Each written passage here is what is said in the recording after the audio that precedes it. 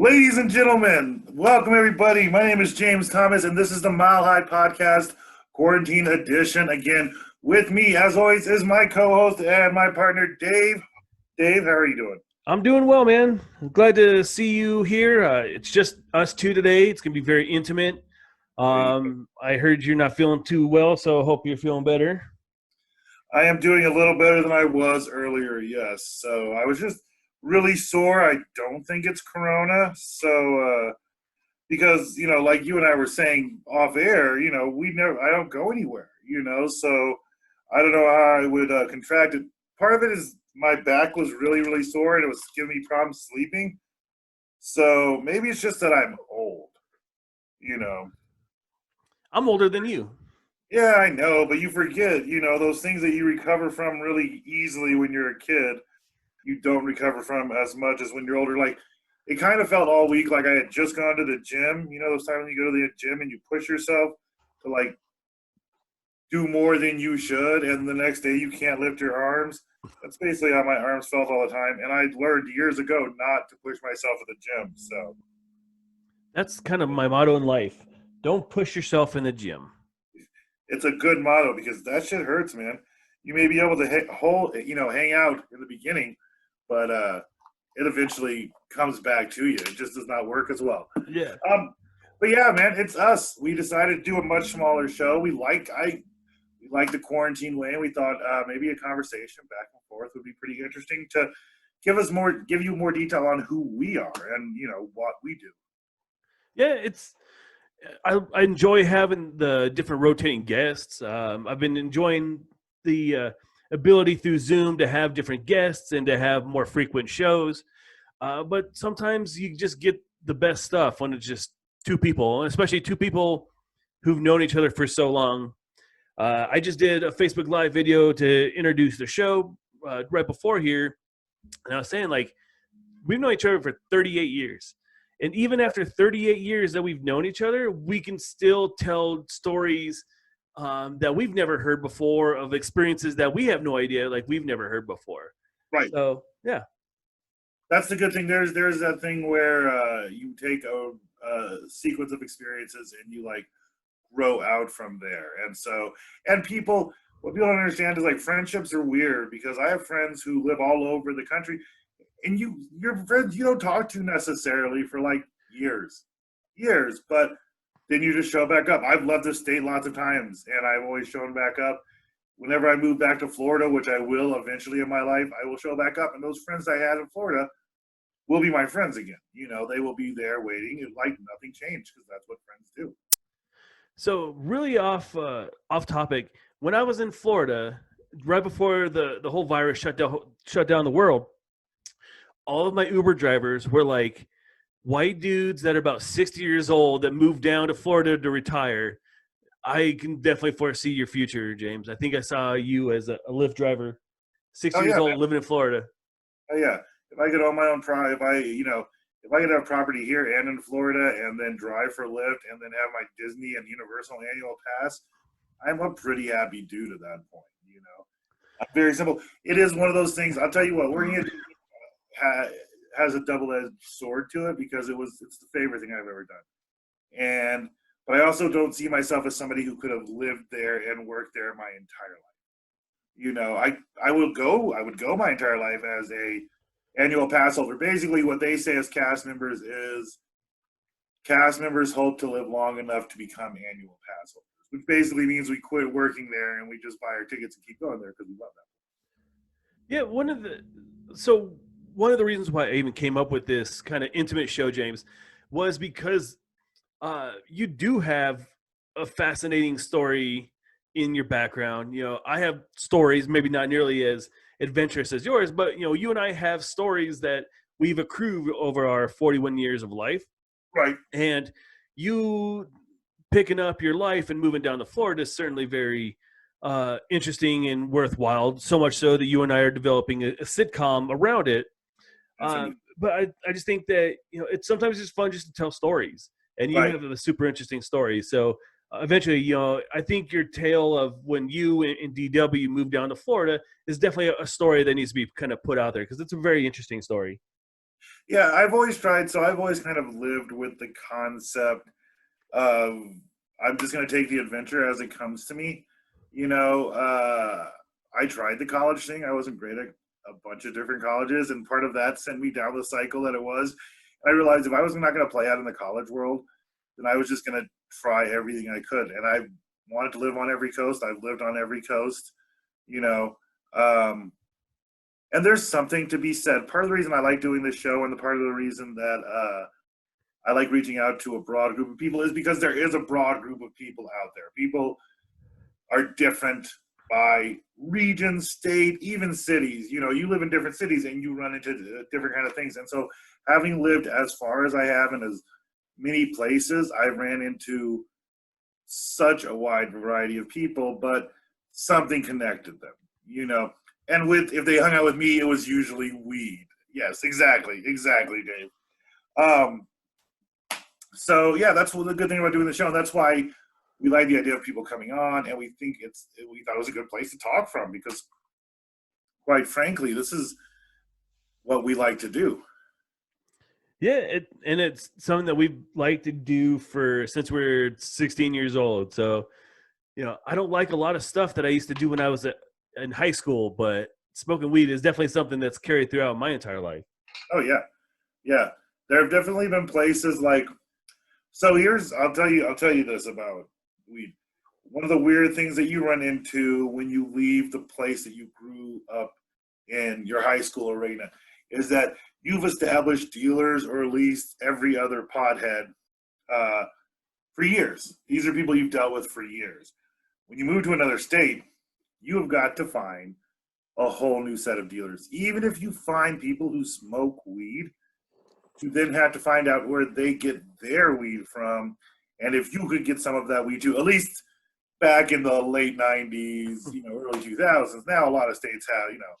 I moved to California, I could have bought it legally. Nowadays, I think Jersey, I could have bought it legally nowadays too. So Florida is medical. I mean, every place I've lived, I could buy it. But in the early 2000s, if you moved out of state, if you left your comfort zone, you would be at the mercy of people trusting you and them knowing somebody who can get you weed. Yeah, if luckily I didn't move around too much and I had the one dealer. I was too lazy to try to find more dealers. I basically had the one guy. So I didn't have to do that because I'm not good personally, like in a large group setting. So on top of that, add that extra layer of anxiety of like, I want to do something very illegal and Right. I'm in a conservative spot and I don't know who smokes weed and who doesn't. And that's anxiety inducing. But you're a super outgoing fella. I Well, am very introverted. the interesting thing about that is that my wife has always pointed out I will end up in situations when we were in the drum circle in California. We'll be at parties, just concerts. If people are smoking weed in a large group setting, they may pass my wife up, but they always offer me weed. Like people like to offer me drugs, and I look like a guy who says yes to drugs. And just for the record, if you see me on the streets, I usually say yes to drugs within reason. So, but people just look at me and they think that they should, and that's usually what happens. Now, just because somebody offers you drugs does not mean that they're going to be able to get you drugs or going through the process needed to get more drugs. They just, but they'll offer it to you right then. Yeah, one thing I really love about our common denominator being weed here is like ever since we were smoking weed in high school up till now, the variety of people that you have smoked with and the just amazing infinite amount of stories that you hear while you're in smoking a joint with a friend or smoking in a circle at a party with a bunch of people you've never met before. I've been smoking with people who are uber conservative and people who are uber libertarian, super Christian people, atheists, Satanists.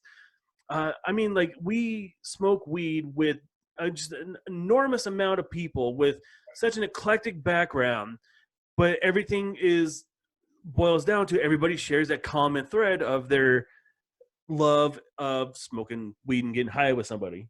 Now, here's an interesting question on that because I wonder if we take this 20 years down the road, I built numerous friendships around the concept of smoking weed, around the actual act of smoking weed. Uh, but at that time, you were also building those friendships based kind of off the fact that you guys were like partners in crime. You were in it together. You were doing something that was not necessarily legal. Now, I can tell you, I still build my friendships a lot by people who smoke weed. I'm most trusting of people who smoke weed, but it's newly legal. It's newly fresh. The nuance will eventually fall off on this. In 20 years now, is it going to be like alcohol? Because I don't believe that people bond around alcohol to the same level that they bond around weed. They bond around bars, strangely enough, to the same level, but not alcohol in general. Do you think 20 years from now it's going to be the same thing? No, it's going to be beer is a great example. So like beer, you have those people who drink Bud Light, and then you have the people who drink the microbrews, right? They're two kind of different people. They're sharing their love of beer, but they're, the hipster is kind of enjoying the IPAs, the microbrewed IPAs. Well, the everyman is drinking the Bud Light, but they both share that common denominator of they love beer, but they're two different people. So in weed, it's going to be that kind of factioning off or that clicking off where you're going to have the folks who just like to get high and are kind of like the common person, and then you're going to have those people who are like the hipsters who buy all the space rocks and all the fucking oils and shit, and they're going to like they're going to be hipsters and do their hipster shit, and then you're going to have the regular people, but you're still going to have people who are bonding over weed. And I think just the chemical component in weed allows people to become more at ease with each other. And so Right. unlike beer, because beer, you can either have the reaction of I'm getting chill or I'm getting super aggressive. Right. Whereas for the most part, weed is going to be pretty relieving. So people will feel more at ease with each other. And so I think there's going to be a little bit stronger of a bond. But eventually it'll all faction out at the end. I think to a certain degree, too, that it's going the other bonding agent that will change over time is presently we all smoke in a car, in a yard, in a house. There is not a socialized place where we can all go. Really, there's a couple in Denver that you can go to. I've never been to one of them. It seems overly complicated for me at the moment. Now, I have been to Amsterdam and I have been to coffee shops all over. Coffee shop layouts are wonderful. They're good social environments. But now, marijuana is still locked into our houses, into our close-knit circles.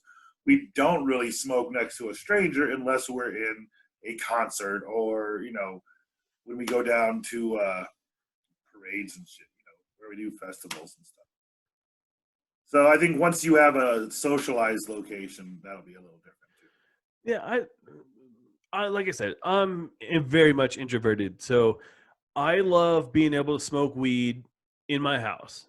And when I smoke with my friends, we smoke in their backyards or we smoke in their garages. I don't want to have to like go out and try to be personable out in public when I smoke weed. I just want to hang out with my few friends and get high in a safe space. I think me going out to a public place would be more anxiety inducing, just because I'm always on edge when I'm out in public, just because I'm just not a people person. Yeah, I love to do all kinds of drugs and go out in public. I remember one time I went, well, that was alcohol. We got really drunk and Kathy Davis drove me down to the museum because I love just getting messed up and going to the museum. Maybe that's why I am who I am.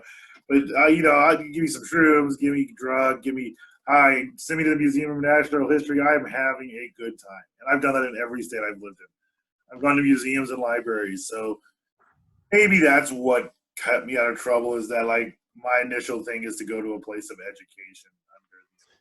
That's really fun.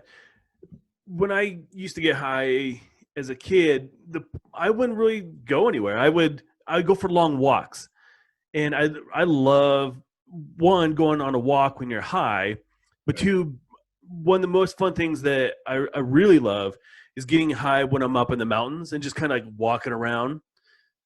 It's quiet. The wind is blowing and the birds are singing, and you're high, so everything is just much more intense. So the colors are more intense. The cool air. I mean, I really really love it. But once again, that's more solitary for me, Right. whereas yours is definitely more outgoing. You're Yeah, like I'm one of those people that like I don't know if I would get up and get high in the morning if I knew I was going to get high with somebody later in the day. But I don't know necessarily if I was up like it would take me quite a few hours from when I get up to when I first smoked my joint. If I was doing my own like into the wild hike, if I was going to go through the Grand Canyon, if I was doing something very individually me, I'm already in my head a lot when it's just me. Like when I lived in Florida, I did not have a radio in my car. When DW and I moved down to Florida, the car that we took down did not have a functional radio. It did not have a functional tape player. So we left Denver, Colorado, and we drove to Orlando, Florida, with no way to listen to music. With no iPods at that time. No, there was nothing. It was generally our conversation. Then when I got to Florida, I lived a good 40 minutes away, 30 to 40 minutes away from Disney World. And so to go to work, it would take me 30 to 40 minutes on the highway by myself with no music. And on the same thing on the way back. So I'm constantly in my head. So for me, like by myself getting high is a different scenario because I'm already always there. So it would take me a minute. If it was just me, if I lived alone, I wouldn't get high till much later than I do now. Nowadays, where I know people would smoke with me, I'll get high early. But if I lived alone, it'd be much later. Yeah, I've never really been much into like the wake and bake lifestyle. Some of our friends have they grown up with the wake and bake, but I haven't really. But being in quarantine when there's literally nothing else for you to do, Right. fuck, I did a lot of creating out here in my little production room, and so I'd be out at 8 o'clock, 9 o'clock in the morning. I'd take a shower like I went to work, and then I'd go and start creating shit, and I would get high at like 9 o'clock, and I kind of like that feeling of that early morning being creative and having a joint. Like it kind of set the right mood for the day. So I can definitely see why people wake and bake. It was very enjoyable for those couple of weeks. You have to be mentally prepared to do what you're going to do too, because the biggest danger with wake and baking is if you get up and you start like you are, hey, I'm in my studio, I'm going to do a project, I'm going to work on something specifically, and you start that, you're good. But there is the danger of wake and baking that you get up and you're like, I'm going to do all this. I'm going to get really high, and then I'm going to go and do these projects. And then you get high first, and you haven't even started it. So it's not the project that looks hard. It's the literal starting of, you're like, oh, I got to turn on my computer. I got to pull it up. Where's the plug? That's not working. Yeah, whatever. Let's just watch Netflix. And that's the segue. What are you watching on Netflix, Dave? That was so good, dude. That was like next level segue, dude. Yeah, Mike's not here. Mike didn't write that segue. Santori didn't write that. He's gone. Those are all my segues. I'm actually going to start because I picked up something that people have been talking about repeatedly online, and not so much my friends, but like critics. And I've heard about this show quite a bit. So I picked up Schitt's Creek. Yes. And I've made it through the first 3 seasons. And Schitt's Creek is a absolutely wonderful show. It really does is. not. The first season, like the first 5 episodes, I'm gonna say it's like Battlestar Galactica. You have to push yourself through the first 5 episodes because while they're witty and smart, you don't care about any of these characters, and until you care about the characters, the show does not have the same humor and or appeal. It takes a minute to learn these characters, but once you do, I find it absolutely hilarious. Yeah, so I love Schitt's Creek. I think it's great. And what's really funny about that is like we watched here at my house, we watched like 3 episodes as a family, and my kid, my wife, they couldn't get into it, but I really enjoy it. I saw the potential in the first couple episodes. So you surpassed me. I'm about a season and a half in, but I Okay. love that show. Like, I'm trying to find more time so I can get back into it. And I think I found the time. I think I'm gonna, catch up and try to get all the next couple episodes or seasons in. Yeah, because and they're great. They're short seasons. I think they're like 13 episodes a Yeah. season. So they're really good, and it's a great development of character. I just and like I said, I'm not to the end. I know they only have 5 seasons, but Eugene Levy and his son, which Dan Levy. Dan Levy, which I didn't realize played David. How'd you not know that? They're literally the same Their looking eyebrows person. look the exact same. Yeah, one thing I really love about the show is, like, in the first couple episodes, they establish, David's the fashionista, and then the daughter is, super rich twid, and then, but there is so much depth to them, and they're not what they seem on the outside. So the first few episodes, they establish who these people are, and then from then on, they're establishing these people have real depth. And when they discover that, like, even the daughter, I can't remember her name off the top of my head, but her storyline is pretty fascinating. She's, full of faults. She, is kind of, conceited, but she also starts becoming more humble, and she has a lot of different layers. She has a complicated background. I think, how they discover that kind of stuff is really interesting. Oh, the Saudi Prince story. I keep telling my wife that, like, eventually we have to see this Arabic prince at some point. They've told the story as a throwaway gag about why she was kidnapped by a Saudi prince or something. It's a great throwaway gag, but it would be one that clever shows would pay off at the very end, and I'm hoping that they eventually do pay that off. And Chris Elliott, I did not get tired of, and I love Chris Elliott for a certain amount of time. I'm 3 seasons in, and yeah, they just pepper him. They pepper him in. He's not like in your face all the time, because a lot of Chris Elliott is way too much Chris Elliott. Right. Well, and their names are great. Jocelyn shit and Roland shit. And it wasn't. And I watched that show, and it wasn't until he answered the phone. Like, it's 4 episodes in, and then at one point, Chris Elliott answers the phone, and he's like, Roland shit. And I'm like, oh my God, his name is Roland shit. How did I miss that his name was Roland shit? Very, very good show. It's the newest thing that we probably watched these 3 seasons since the last time we did the show, since last week. Yeah, and it's done. I think it's maybe 5 seasons in total, maybe 5 6 seasons. I'll be done by the next time we do the show. Yeah, and then unfortunately it's done. That's the sad thing about it. But at least, it's on Netflix. It'll live on forever. Right. What have you been watching? Anything interesting that's been popping out to you? No, so I kind of channeled my inner Santori this week, and I watched a bunch of stuff from the past. I've been reading The Exorcist, the book, and the book is incredible, and it just really made me want to watch the movie. And the movie is written by William Peter Blatty, who wrote the book. So basically, they took the book, and I didn't realize how similar the book and the movie were, and that just made the movie that much better on another time around. And it was just fun to watch The Exorcist.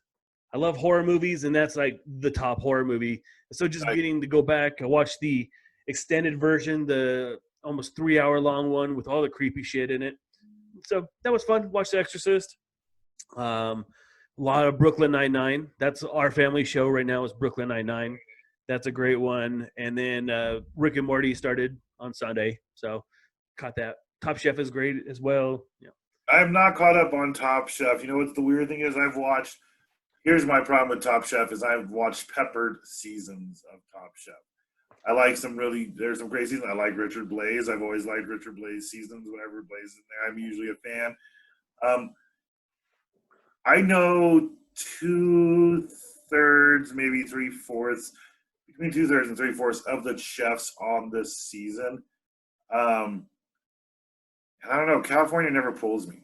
When they're in California, it doesn't ever pull me. I don't know why. I can't think of a season that they've done Top Chef in California where I'm like, ooh, that was a great season, except the one that Richard Blais was on.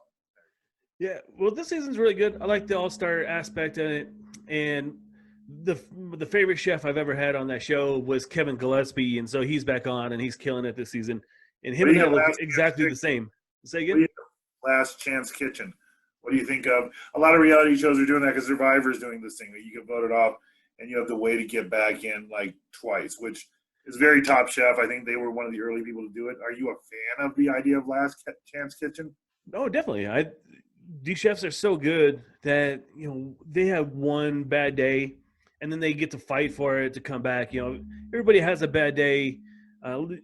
If these guys get kicked off, because they had a bad day, then they have a chance to redeem themselves. And it's not easy for them to get back on the show. And when they get on, they usually do pretty well. I think when they get back on, I think two two of the winners had spent almost their whole time in Last Chance Kitchen. Yeah. Yeah. And one of the chefs this year, she was one of the ones that got kicked off, came back and won, and she's killing it this year. Her and Kevin Gillespie are just taking over this entire season. Nice. Yeah. I love Top Chef. I love food. I love chefs. I revere chefs like other people love like rock stars and shit. So having a show where like the best of the best that are on there. I follow the James Beard Awards, like the Oscars. I mean, I love that whole world. There's another interesting, and we'll kind of segue into what we're watching and telling about us, but that is one of the things that I did is when I was in New Jersey, I went to the International Culinary Institute in Manhattan, in New York, where Bobby Flay and a bunch of other people went, and I took 2 semesters of classes there, and so that was just a crazy experience with a lot of different, there is something about New York. I've lived in a lot of places. There is something about when you're going to do something in New York City, in Manhattan, in New York City, that feels important. You know what I mean? Like when you're supposed to be there. I filmed movies in a lot of places with Hollywood Tony P from earlier in the season, our first guest this season. We filmed a movie called Beneath Perception that I wrote and he directed in New York City. And it's my favorite movie thing that we've ever done because 1, you get a great scenery, and 2, you feel important. You are filming in New York City. There, of all the places I've lived, pardon me, the most overwhelming, interesting place was New York City. So how did your path make its way to Manhattan in New York City to go to culinary school? So strangely enough, it was not a very long way to get there. So literally, I wrote a sitcom years ago with Hollywood Tony P. It called Zigzag, and it was a story of us as teenagers. But you couldn't sell weed as actors. You couldn't do a 70s show was not as popular. 70s show had just started pushing that envelope of weed on television, so you couldn't develop an entire thing about that. So we made this animated series, and we thought, hey, it'd be a great idea to go out to California to sell this series. Well, I moved out to California. Tony was a single guy. I moved out to California. Actually, Nerd Corner, Chris, went out to California as well. He went out when I said I was going and Tony said he was going. Chris was like, I'll go out to California too. So Chris and Tony were actually there. My whole family showed up about a month later. We did not like California. I did not like Los Angeles. I mean, I like California, but I just not like living in Los Angeles. And within like a month there, I realized it. I drove around LA and I said, this is underwhelming. This is not a city. You know what I mean? Like, it's huge. Don't get me wrong, but it's huge, like huge versus huge, vertical versus horizontal, which developed the city. Literally, my wife had got a temporary job at a company that was moving to the East Coast, and we were packing up. We've been there a year. We were no closer to getting anything done than what we were able to do in Colorado, as far as our creative outlets. So strangely enough, this temp job was like, hey, we really like you. We're moving to the East Coast. do you want to come with us? And she called and asked me, and I was like, tell them to give you like a 70% raise and pay for your moving truck. And they were like, yeah, we'll do all that. And so that's how I ended up over there. And at that point, I'm a stay-at-home dad cooking constantly. And I auditioned for the first 2 seasons of MasterChef and only got to a certain level. I got to the second tasting. So when you audition for it, you go to this room and you bring your pre-prepared dish, which is tricky because like the first time I did it, I didn't plan how to keep my food hot. So when I got there, they ate cold food. They talked about the taste and yeah, but I kept it cold. So yeah, after doing that a couple times, I said, hey, how I could do this, and I decided to be a chef. And then I ended up in New York City, and I'm going to the International Culinary Institute.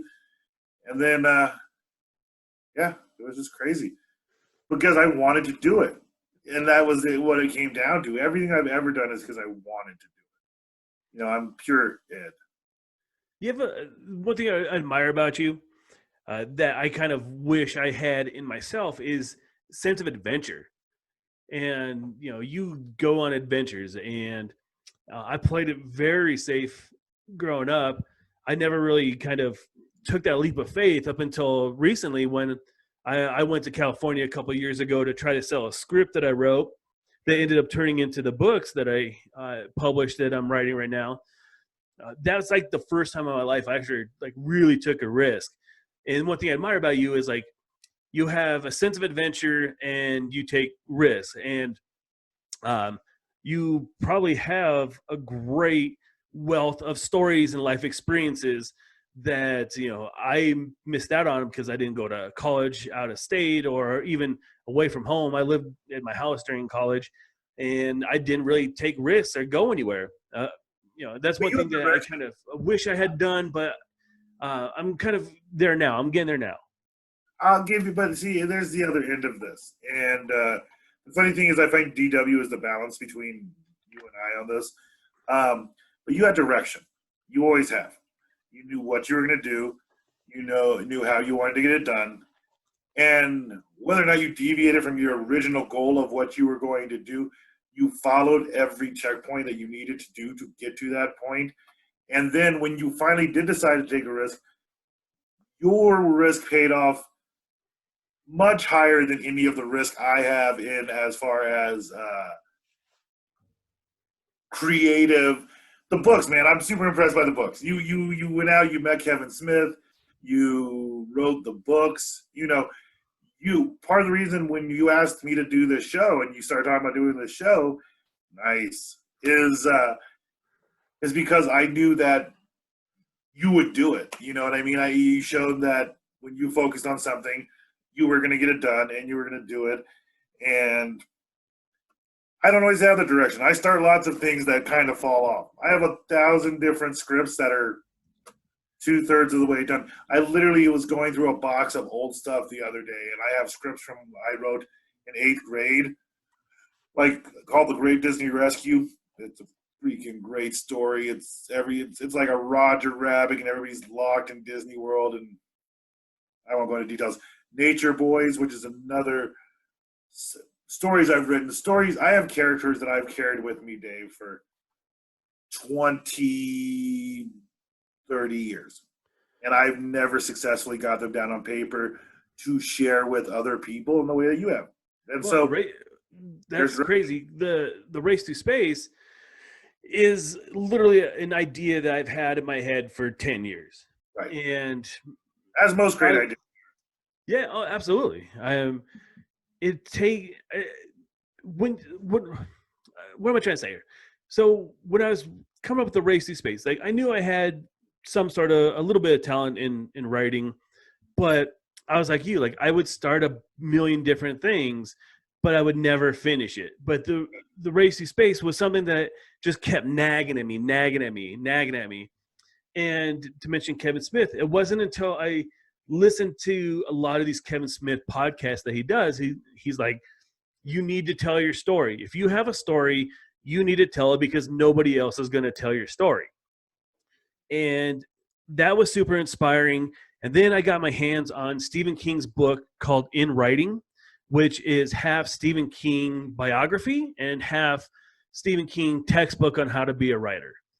And it the most influential book I've ever read in my life. Interesting. And those two things combined at the same time was like, I have the story, and nobody's going to tell me the story. I got to come up with myself. And then Stephen King is telling me how to do the nuts and bolts of it. And so that's how I came up with the Race to Space script. And I, tinkered with it, went out to California, tried to sell it. I got it in front of a director who gave me some good notes on it. Met Kevin Smith, who's like, just keep moving forward on your project, just keep writing and writing. And when I got home, I turned it into a book, sent it off to a publisher, and now I'm here a couple years later. I just finished the last book. I just finished the second edit on it. My wife is reading it, so yeah. Do you find it gets easier? Do you find that once you start once you've been able to complete a character's arc, do you find it's easier to rewrite the characters? Like, listen, I did do an animated series, Rick and Morty style, called Zigzag for years, and I have probably 36 episodes of it, and I developed characters, and they're dumb characters. Here's the thing about shows like Rick and Morty, and just from my opinion, is the more I wrote these characters, the easier those characters became to write. Are you finding it to be smoother for you now? Yes, and that's why I try to do something different with them every time, because it's very easy to get into that habit of this person is this kind of person and this person is this kind of person, where like I'm changing perspectives, I'm adding in, this is a book for kids, and so when I'm writing the stories, they're mostly kids, but now I'm adding an element of them as adults in the future and how their future is affected by the events of when they're kids. And then this book I just recently wrote is actually from the girl's perspective. So it's a kid named Neil who's like 13 years old, and his best friend who's a girl, and she's the sidekick. She's the witty sidekick. Right. But this book is from her point of view, as her story, because she has morphed into a super dynamic character that I wanted to get to know a little bit better. So it's easy just to fall in that trap of, I'm just going to write the same story, the same characters. So I'm trying to change it up a little bit. And when I'm doing that, I'm finding that sometimes the words aren't coming as easy because I'm having to think more. I'm having to be more focused on the stories I'm writing. I actually have to write an outline on this one to keep me going and give me direction. So the words aren't easier, but it's more fun, and it's paying off because this is a really, really great book. Nice. Yeah, see, that kind of stuff, the ability to create is a huge thing. And I don't think enough people take the time to actually do that, to create, because we all have stories in it. I found that really I'm more of an audible type storyteller that I always figured I'd be behind the scenes. Like Santori, I always propped him up. Tony, I always threw in front of the camera.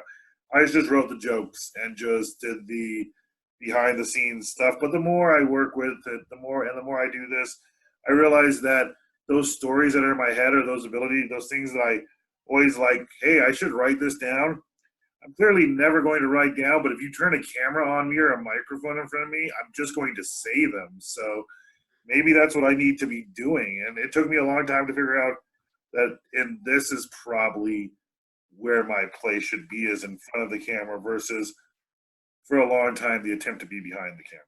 Dude, that is so crazy that you say that, because the whole reason why we are here right now, and the reason why we're in business together, that we host multiple shows together, is because these shows are based around you. You are the most personable, funny, especially off the top of your head, funny, natural person at this of anybody I've ever known. So I couldn't do the show if you aren't hosting. I couldn't do half the shit with Truckee Pacific if you weren't there. You would definitely, you're very, very look very comfortable in front of the camera and being in charge of things. Like I like to be more, way more in the background. Like hosting shit, that's definitely not my strong suit. See, and that's and it's finding the way that we work and how it takes like years sometimes to realize where people are supposed to set out to be. But I definitely think that's something that has worked well on in this. And I think, like I said, with that, I do find DW as the balance between it, where he will take an adventure more so, but he will also plan out a lot like you will as well. You know what I mean? And I think you just find people who complete other aspects, and if you work with them, it works better. You know, I have the reasons that I work really well with Santori because there's a lot of things about Santori that that I compliment him on, and there are things we all think different ways. You know what I mean? And so I think that's why you and I work well together, and you and I also know that the collaboration of a team is really the only way to get anything done in this world. It's never about keeping your ideas or your things so tight onto yourself that, you know, you don't have the input of other people. Yeah, I think one of the things that I do most is I listen to podcasts. I listen to lots and lots of podcasts because, you know, this is kind of what I want to do. I want to be a writer. I want to create a bunch of shit. I want to create shows and write for shows. I want to be a podcaster.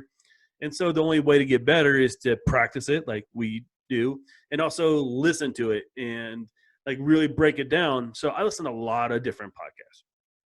I'm totally losing my train of thought, but totally I love listening to podcasts, and I think that one of the things I listened to was the Good Place podcast. I found my train of thought. I finally found it. It was gone. I finally got back on the drills. So I was listening to the Good Place podcast. The very first episode is by Michael Schur, who created the Good Place, Brooklyn Nine-Nine, wrote for The Office, was Moe's on The Office. And his philosophy is the best idea wins. And I found in you, James, somebody who I can throw all sorts of shit out. Like I am very, brain comes up with an idea, a spark, and like, this sounds interesting, but I need a filter. So, the being able to like bounce it back at you and you are honest, or like, that sounds cool. Or no, let's try to do it this way. I like the idea, but let me put my input. And some of our best ideas have come from, 1 or 2 days worth of bouncing ideas back and forth. And that's why I think we're both super creative. We're both strong in different areas. And when we bounce ideas, we add our own little spice to it. So it just makes those ideas better. I think that that's funny. You're not the first person that I've ever worked with, or that I currently even work with, that calls me a filter. Santori will call me with jokes that have the generalized concept of a joke, and I'll give it like 3 minutes, and I'm like, all right, but what if you just did this? And sometimes I try to hold that back when I talk to people, because it's not always welcomed. But that's why I like working with you, and that's why I like working with Santori, and that's why I like working with the Nerd Corner, is because people get that I'm not like trying to knock your idea. I just try to do that. A filter is something that I've played a lot, and I like creative people that are willing to work with that, that allow us to like communicate between it. Yeah, no, that's always fun because people have great ideas, and I just like throwing a little bit on it. If I can throw a little bit on it and say, hey, what if we did this with that? And it's hard to work with creative people sometimes, but I think we find a good crew to work with. And I think you and I work extremely well because we balance out that other side of that, the equation. Yeah, and I think we've done some pretty cool things. Yeah. What would you, if you're looking forward with this, what are your goals? Like generally, where would you like to see Truckee Pacific or the Mile High Podcast? Generally, like, what would your goal be? What would you like to see? Well, first of all, I love the direction that we're going right now with Truckee Pacific and with the Mile High Podcast. My podcast is the one of the ideas that I've had for a really long time, because you and I have been smoking weed for a really long time, and the whole podcast is born out of conversations that we would have while we were smoking weed with us friends together. So my podcast is my baby. So I want us to be at a level where we're touring and we're playing like comedy clubs or small theaters or whatever. Um, hopefully getting high with a couple of my best friends, going to Las Vegas or going to LA, New York, and having smoking weed in front of a bunch of people and telling jokes and saying fuck a lot. So that's my goal for Mile High Podcast. But Truckee Pacific is such an eclectic and such a refreshing kind of production company, because we do all sorts of different things. We have podcasts, we have gaming services, YouTube videos. I mean, this is kind of like how the production companies are going in the future, not like the Right. Universals and stuff who are kind of set in the past. Like, there's so many more outlets to get our content out there. And so, producing stuff specifically for that, I think that's kind of a fresh idea. So I think there's a lot of potential in there. I like that. I like the idea of doing like the live shows with the podcast. That'd be a lot of fun. I think, although smoking weed with these people after Corona is going to be a little weird. And let me tell you, someone posted this, and it wasn't like they copied a meme, but I think they just literally said it, and it took me a minute to get this. But she said, "You remember when we lived in a society where we had a tradition where we all decided to eat a cake that someone had just spit all over?" And I went, I kind of laughed at it at first. I was like, ha, and I went, oh my God, what does the future mean for that? Are we going to blow out candles at our birthday cake? Are we going to be passing joints between people? I mean, they're weird. Like, I imagine if we do a show now, we'll all have our own weed and we'll just be like, yeah, stranger. You know what I mean? I think that'll be interesting. Yeah, it's funny. I remember, man, when I was 18 years old was the first time I like smoked weed outside of like our little circle of friends. Like one of our friends, Joel, and I went to a Pantera concert up at Red Rocks, and it was like an all-day concert. And there's fucking people that we've never met before that were just handing us joints, and we're these 17, 18-year-old kids in Red Rocks getting high with these hippies that we've never met before. We didn't know what fucking kind of drugs they had on them. Right. They were like handing us from soaked to fruit, fucking smoking joints and shit. Like, that was a tradition. Now you're right. I mean, it's like we're all gonna have our own thing, and it'll be very like, don't touch my shit. You know what? There is a thing that the younger generation of stoners will not experience, and that's exactly what you said. Of someone offers you drugs rolled in a joint form, or honestly in a pipe form with things that look like marijuana, or and you take it. It was an old game of Russian roulette back in the day, because people did different things, man. And I have more than once taken a hit of something that, like, 10 minutes later, I realized was not marijuana. You know what I mean? Like, it may have been marijuana, but I had never smoked marijuana like that before then, and I have yet to smoke marijuana like that since. So I don't know, but the Russian roulette, no, there's just no more of that. We won't. A whole generation of kids will miss out on the fun on maybe these guys like a little extra in their joints.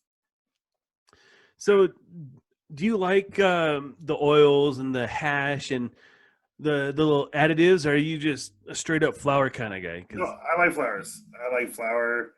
I don't mind the pens. The pens have gotten remarkably good. The vape pens. I used to hate them about 3 years ago were shit. They're terrible. Pens nowadays are good. I can get really high off of a vape pen. Dabs, I can do them, but I'm not running out to do dabs, man. I am not running. Dabs are fucking tough.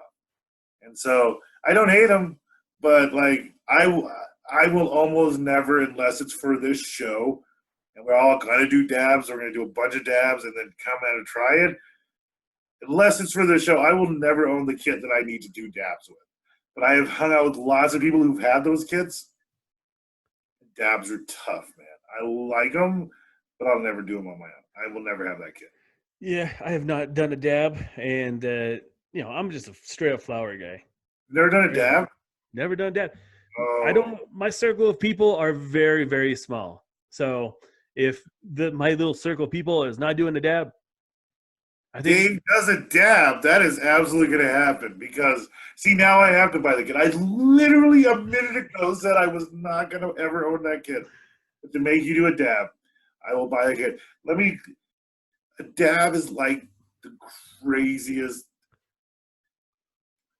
It's like if your high usually lasts like 3 hours. It's like they took all the high and they condensed it to like 30 minutes. So as high you're going to be in that whole time. They're just like, here's one giant hit.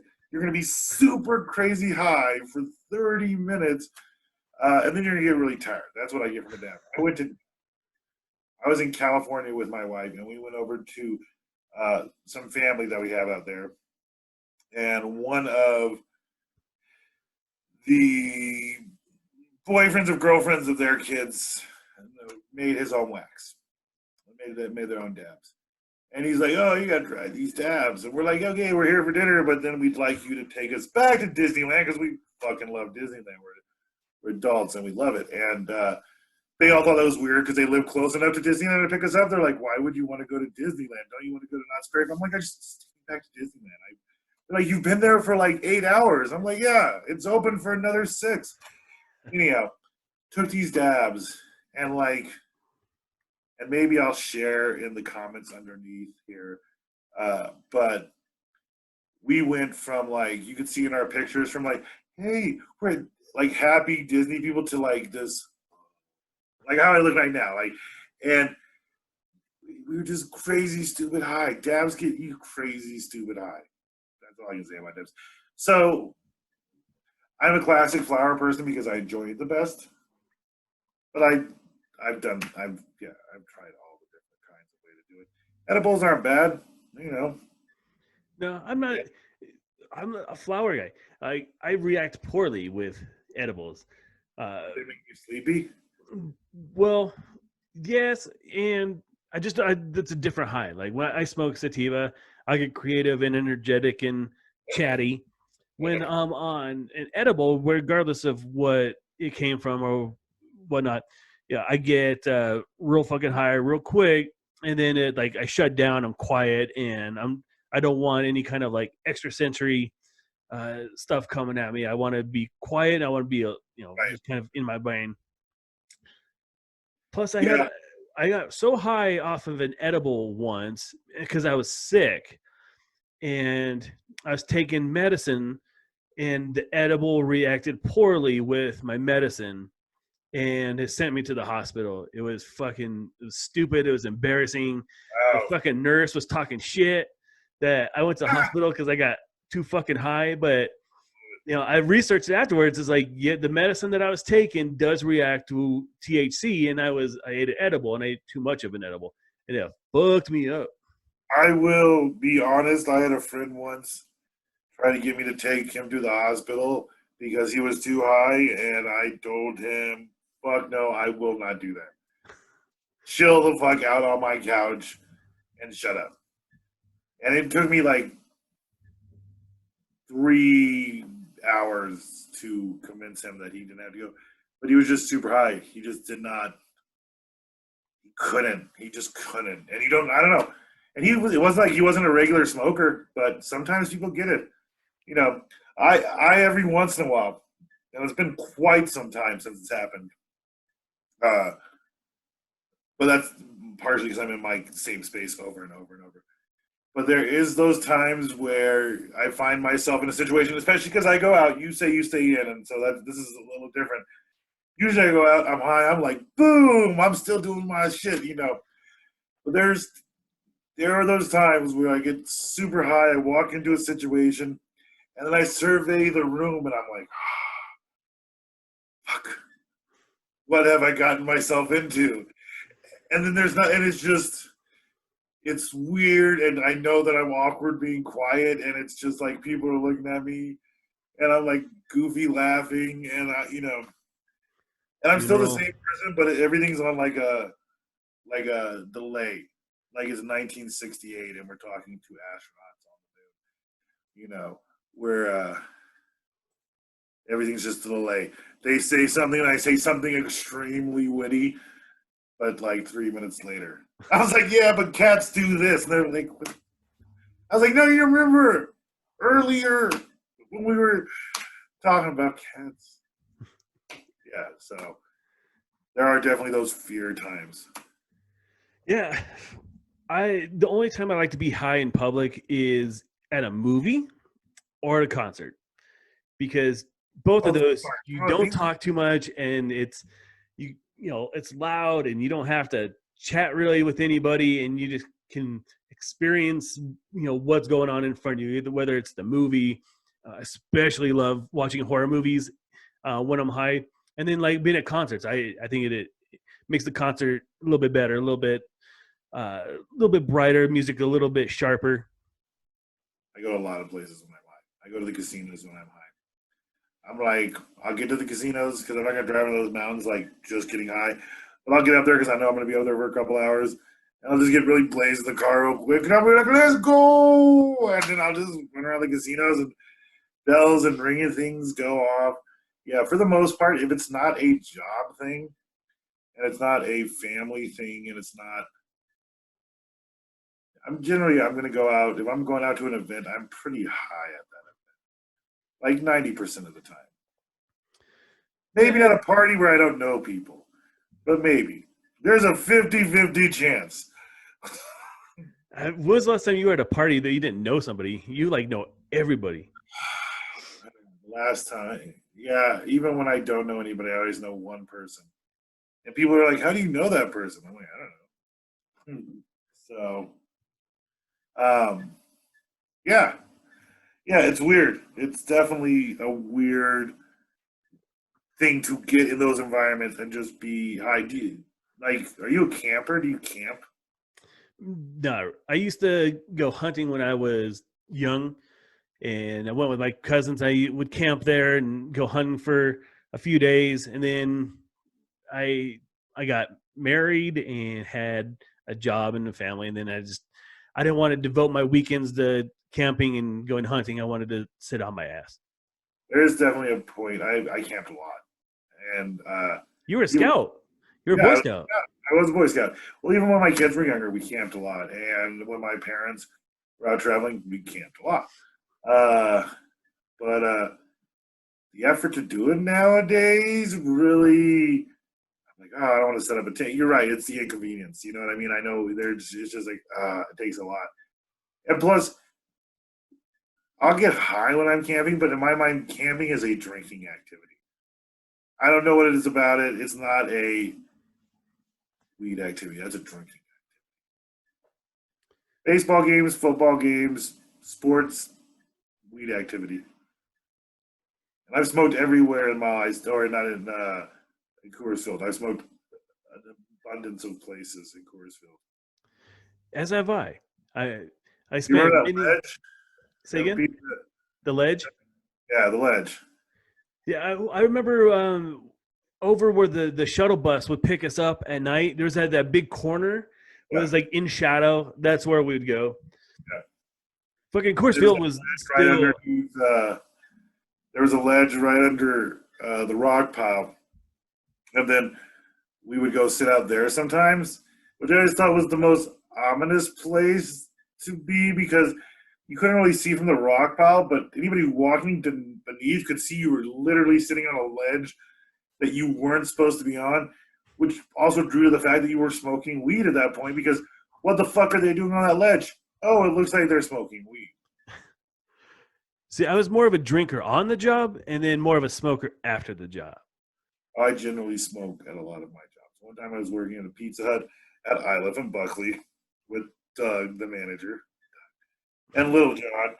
Uh, and we were, it was like the afternoon, we were out back and sitting in the U-Haul trucks, just getting blazed. And it was just him and I there, and nobody usually comes at a time. And sure enough, we walk in, and there's this lady standing at the counter, and with her son with a little free pizza because he read a book or 5 books or whatever, and he had a Dare shirt on. And I'm telling you, all the times and all the pizzas I've ever smoked into, that time that pizza had smelled so much like weed because we left the door open. It was just, and she just looked at us and we're like, all right, yeah, we'll make your pizza. Sorry, we were both taking out the trash. Yeah, I was too big. Yeah, I was very serious. And I still am to this day. When I'm on the job, I'm very serious. And so I don't do really anything like smoking weed or whatnot. And you guys used to dog on me a little bit because I was like, I need you to get the ice. I need you to do this. I need you. And you guys are like, yeah, we go back to this fucking ledge over here and get high. That is absolutely true. That is absolutely true. But it's still the most fun job I've ever had, and it's still one of the greatest times of my life. I fucking hated high school, but the summers were so great when we were growing up because our routine was we'd go work at Coors Field, and then when we'd get off, come home, get fucked up, and then we would work for like 8 days straight, and then we would be off for a week. And so then we had all this fucking money because we were making some pretty good money at Coors Field. And then we would have like 8 days where we weren't working and we had money. So we were fucking hanging out partying. And then the team would come back and we'd go work again for a couple weeks. Yeah, it was a fucking fun ass job. I mean, and the people who we worked with down there were super fucking cool. Generally, when you get in those big environments, that's what cruise ship people do too. They work 8 days and then they're off for so many days.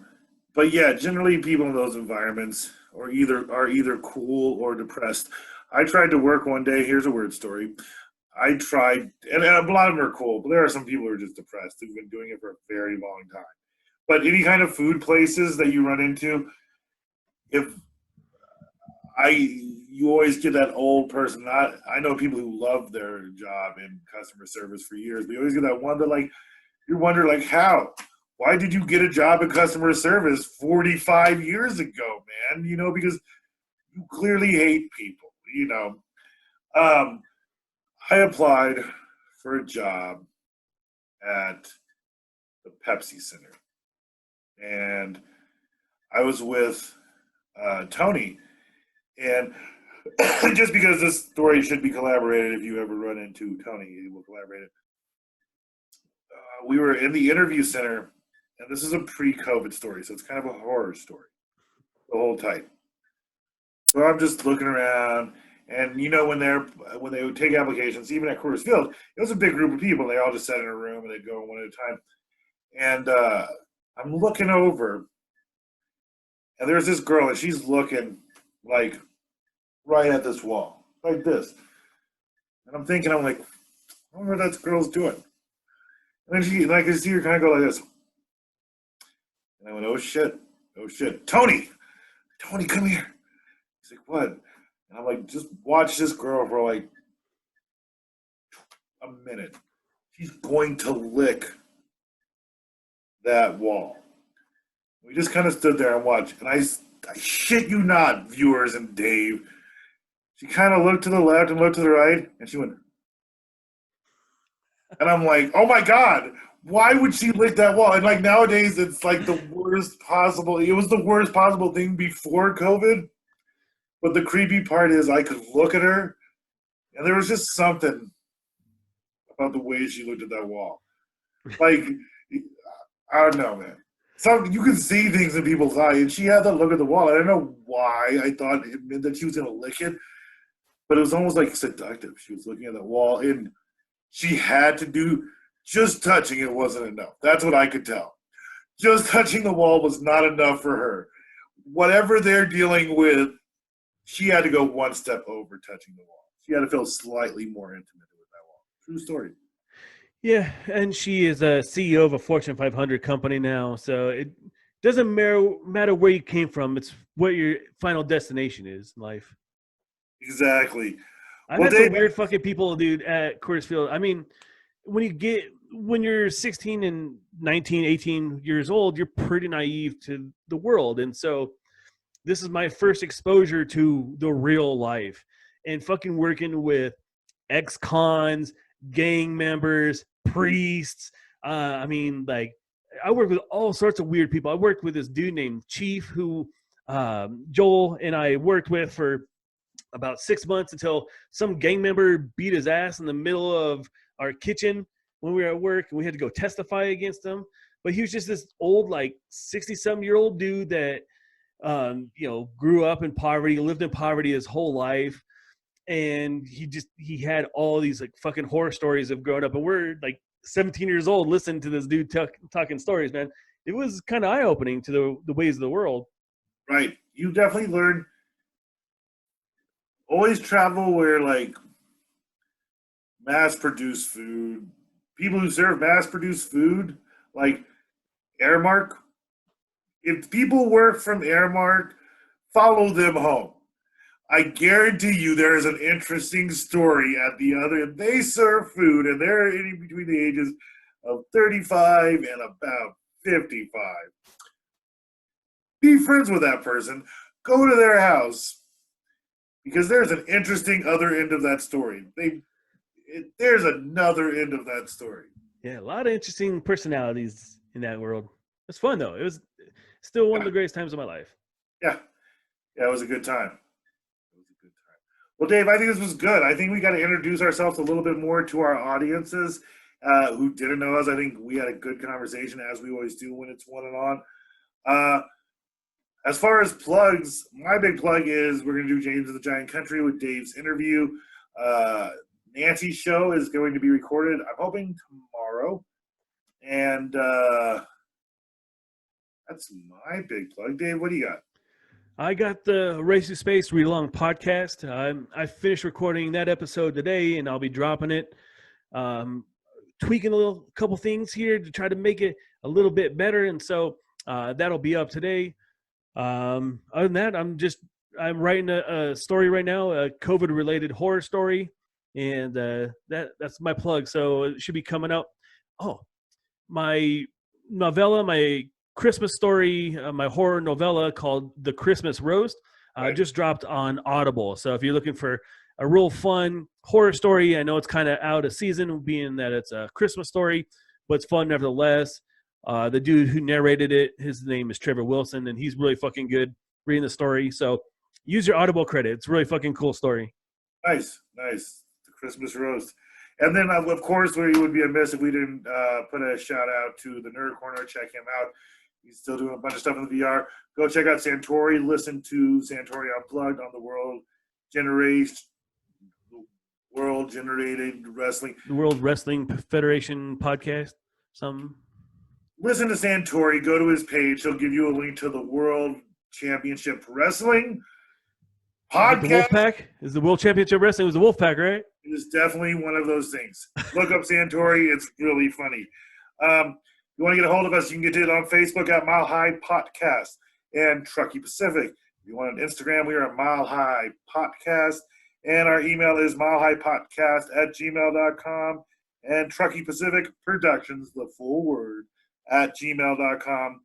Our Twitter is at High Podcast. And if you want to send us money so we can keep doing this from the comfort of our own home and not have to go out, Venmo us at Mile High Podcast. First person to donate over $10 gets to be a guest on the show. Just made that up. It's great. Let's do it. I like that. All right. I said all the words right in that. I'm very proud of you. Yeah. Dave, it has been a pleasure. Stay safe, and we'll see you all again soon. All right. Have a good night, guys. Good night. Good night. Boo.